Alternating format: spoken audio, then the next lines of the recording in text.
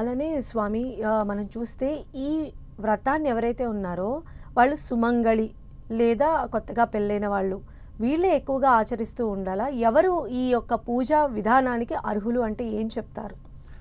ఇక్కడ మనకు ప్రధానంగా కల్పము ప్రధానమమ్మ.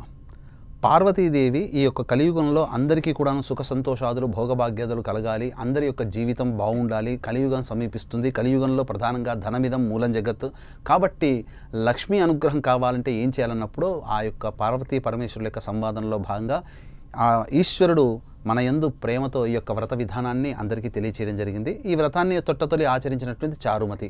ఆ కథలో కూడా మనకేంటంటే చారుమతి అత్తామామలతో కూడి భర్తతో కూడి ఈ యొక్క వ్రతాన్ని ఆచరించిందిగా చెప్పవచ్చు. కాబట్టి ఇక్కడ ఈ యొక్క వ్రతాన్ని సువాసినులు అంటే ముత్తైదువులు అనగా భర్త ఉన్నటువంటి వాళ్ళు మరియు వివాహం కావాల్సిన అమ్మాయిలు కూడా ఈ యొక్క వ్రత విధానాన్ని ఆచరించవచ్చు.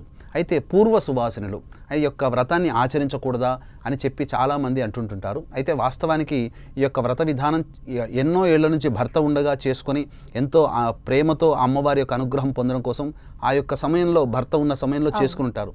తదనంతరం భర్త పోయిన తర్వాత నాకు మళ్ళీ దైవం మీద భక్తి ఉంటుంది, ఆ భక్తిని తీసేయడానికి మనం ఎవరు? కాబట్టి ఈ యొక్క విధానంలో అమ్మవారిని మళ్ళీ పూజించుకునే అర్హత ఉంటుందనంటే ఈ యొక్క శాస్త్ర ప్రమాణాన్ని అనుసరించి కొన్ని అధమ పక్షంలో కొన్ని విధానాలు మనకు చెప్పబడ్డాయి. అందులో ముఖ్యంగా ఒకటి కేవలం ఫోటో మాత్రమే పెట్టుకొని లక్ష్మీ అమ్మవారి పూజ చేస్తున్నట్టుగా చేసుకోవచ్చు. వ్రత విధానంగా కాకుండా లక్ష్మీ అమ్మవారి పూజ చేస్తున్నట్టుగా చేసుకోవచ్చు.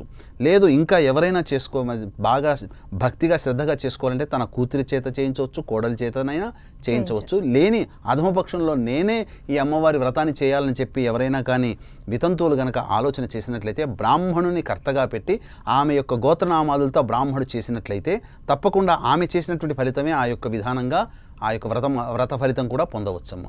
అలానే అమ్మవారికి ఈ సమయంలో ముఖ్యంగా వ్రత సమయంలో ఎలాంటి నైవేద్యాన్ని సమర్పిస్తే మంచిదంటారు? ఈ నైవేద్యం విషయంలో అమ్మవారికి సంబంధించినటువంటిది చాలా విధి విధానాలు అనేటువంటివి ఉన్నాయి. అందులో ముఖ్యంగా ఎవరి శక్తిని అనుసరించి చేయాలి. ఇక్కడ శక్తి మేర మనం చేస్తున్నాం అనుకోండి, ఇప్పుడు మనకు ఏదైనా కానీ ఒక పిల్లవాడి చదువుకో లేకపోతే ఒక అనాథాశ్రమంలో ఏదైనా కానీ మనకు ఇబ్బంది ఉందనంటే మన శక్తి మేర మనం చేయగలుగుతాం. ఇంత కట్టండి అని అంటే ఏమవుతుంది? అది బంధించినట్టు కమాండ్ చేసినట్టు అవుతుంది, కండిషనల్ డొనేషన్ అవుతుంది.